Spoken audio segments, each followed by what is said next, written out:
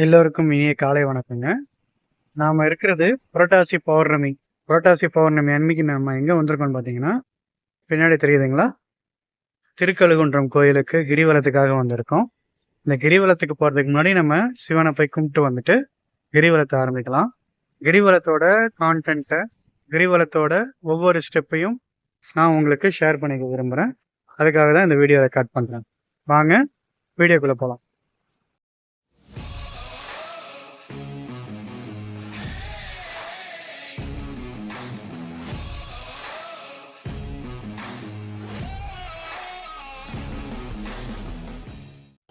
நாம் இப்போது கீழே இருக்க கோயில் பக்த வச்சலேஸ்வரர் கோயிலுக்கு போகிறோம்.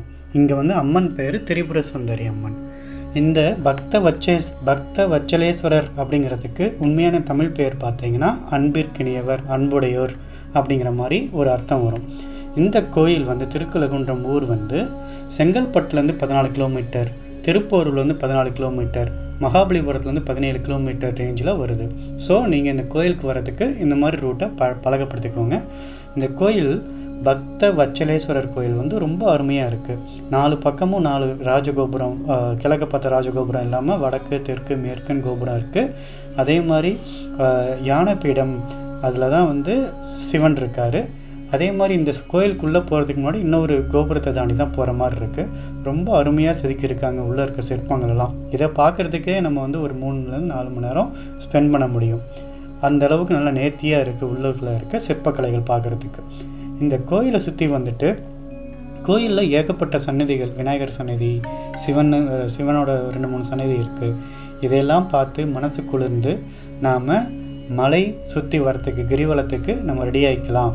அதுக்கு முன்னாடி இந்த இடத்துல பார்த்திங்கன்னா கோபுரத்தோட மலை மேலே இருக்க கோபுரமும் சேர்ந்து தெரிகிற மாதிரி ஒரு காட்சி, கண்கொள்ளா காட்சியாக இருக்குது. இப்போது நம்ம மலைக்கு சுற்றி வரதுக்கு வந்துட்டோம். இதுதான் மலை மேலே இருக்க கோயில். நாம் உள்ளுக்குள்ளே அந்த கோயிலேருந்து பார்த்தது.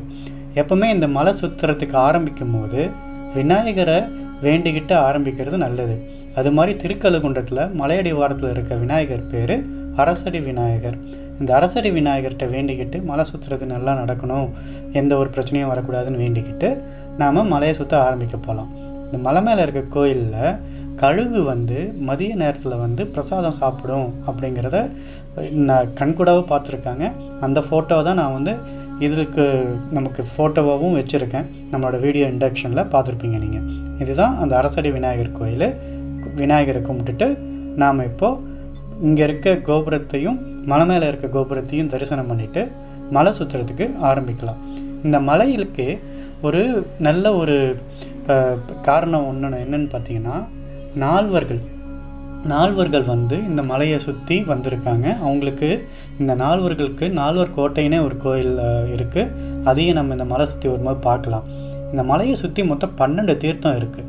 அது என்னென்ன தீர்த்தம்னு பார்த்தீங்கன்னா, இந்திர தீர்த்தம், சங்கு தீர்த்தம், இல்லைன்னா மார்க்கண்டேய தீர்த்தம், சம்பு தீர்த்தம், நந்தி தீர்த்தம், ருத்ர தீர்த்தம், வசிஷ்ட தீர்த்தம், அகத்திய தீர்த்தம், மெய்ஞான தீர்த்தம், கௌசிக தீர்த்தம், வருண தீர்த்தம், அகலிகை தீர்த்தம் மற்றும் பக்ஷி தீர்த்தம்.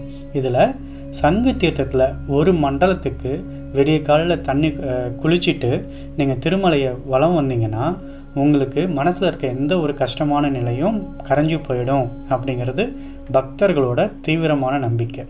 இங்கே நடக்கிற சித்திரை மாத தேர் திருவிழா வந்து மிகவும் பிரபலமானது. இதில் திருமலையில், இந்த மலைக்கு வந்து திருமலைன்னு சொல்லுவாங்க, நம்ம திருப்பதியில் இருக்க மாதிரியே. இங்கே பாருங்கள், மாணிக்க வாசகர் அருளிய ஞான திருவடிகள். இது மலையை சுற்றி வரும்போது திருவண்ணாமலையில் எப்படி அந்த அஷ்டலிங்கங்கள் இருக்கோ, அதே மாதிரி முக்கியமான கோயில்கள் இருக்கோ, சித்தர்களோடது, சுவாமிகளது, அதே மாதிரி இங்கேயும் இருக்குது. அது வந்து இன்னொரு சிறப்பாகவும் நம்ம சொல்லலாம். இந்திரன் வந்து வழிபட்ட ஸ்தலம் இது அப்படிங்கிறதும் இன்னொரு நம்பிக்கை உண்டு.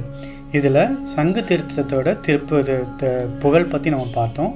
அதே மாதிரி இந்த கோயிலுக்கு நால்வர்கள் பாடியிருக்காங்க. இந்த கோயில் கீழே இருக்க அந்த பக்த வச்சலேஸ்வரர் கோயிலில் 2 கழுகு வந்து சிவனை பூஜை பண்ணுற மாதிரி சிலையை செதுக்கியிருப்பாங்க தூணில்.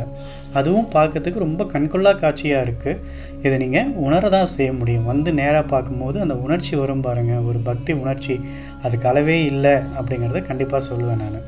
அதே மாதிரி இந்த ஊரோட பெருமைகள் அப்படின்னு பார்த்தீங்கன்னா, இந்த ஊரில் இருக்க சங்கு தீர்த்தத்தில் 12 வருஷத்துக்கு ஒரு வாட்டி வலம்புரி சங்கு தோன்றும். அந்த வலம்புரி சங்கை வச்சுக்கிட்டு சிவனுக்கு அபிஷேகம் பண்ணுறதும் இந்த ரீசெண்டாக கிடைச்ச வலம்புரி சங்குகள்லாம் சேர்த்து வச்சுருக்காங்க. அந்த கழுகுகள் 2 பேர்த்துக்கும் பேர் வந்து பார்த்திங்கன்னா சம்பு மற்றும் ஆதி. இவங்க பக்ஷி தீர்த்தத்துக்கு பக்கத்தில் இருக்க பாறையில் தினமும் வந்து பிரசாதம் சாப்பிட்டு இறைவனை கும்பிட்டு வந்துக்கிட்டு இருக்காங்க. இப்போது ரீசெண்டாக திருப்பி வர ஆரம்பிச்சிருக்கதா ஒரு ஐதீகமும் இருக்குது. அதே மாதிரி இந்த கோயிலில் மார்க்கண்டேய தீர்த்தம் அப்படிங்கிறதும் ஒரு தீர்த்தம் இருக்குது. மார்க்கண்டேயர் மாதிரியே நமக்கும் ஆயுசு ரிலேட்டடாக ஏதாவது இஷ்யூ இருக்குது, இப்போ நோய்கள் இருக்குது அப்படின்னா அங்கே வந்து நாம் நம்மளோட கஷ்டத்தை போக்கிக்க முடியும். அதே மாதிரி இந்த நேர்த்திக்கடன்னு பார்த்திங்கன்னா சுவாமிக்கும் அம்பாளுக்கும் வேசி சிலை படைக்கிறது, அன்னதானம் செய்கிறது, அபிஷேக ஆராதனைகள் வாங்கி தரதுக்கு ஹெல்ப் பண்ணுறது, இது மூலமாக செய்கிறதுனால இல்லை பிரசாதம் தரலாம், இது மூலமாக செய்கிறதுனால நேர்த்திக்கடன் நமக்கு நினச்சது நடக்கும். இங்கே மனநிலை பாதிக்கப்பட்டவர்கள், சித்த பிரம பிடிச்சவங்க, இவங்கெல்லாம் இந்த கோயிலுக்கு வந்து நம்ம சொன்ன அந்த சங்கு தீர்த்தத்தில் குளிச்சுட்டு ஒரு மண்டலம் பூஜை பண்ணாங்கன்னா அவங்களுக்கு நல்லாகுது அப்படிங்கிற ஒரு நம்பிக்கையும் இருக்குது. இதுதான் நான் சொன்ன அந்த 4வர் கோட்டையில் இருக்க அந்த 4வர் கோயில். இந்த கோயிலையும் நீங்கள் மலையை சுற்றி வரும்போது லெஃப்ட் சைடு இருக்கும், பார்க்கறதுக்கு மறக்காதீங்க. ரொம்ப ரம்மியமான கோயில். இந்த 264 ஸ்தலங்களில் ஒரு ஸ்தலமாகவும் இருக்குது, 4வர்களால் பாடப்பட்ட ஸ்தலமாகவும் இருக்குது. நீங்கள் போயிட்டு வந்தீங்கன்னா உங்களுக்கு ஆரோக்கியத்தோட மனசு நிம்மதியும் கிடைக்கும் அப்படிங்கிறதுல எந்த ஒரு சந்தேகமும் இல்லைன்னு சொல்லிட்டு இந்த வீடியோவை இங்கே முடிச்சுக்கலாம்.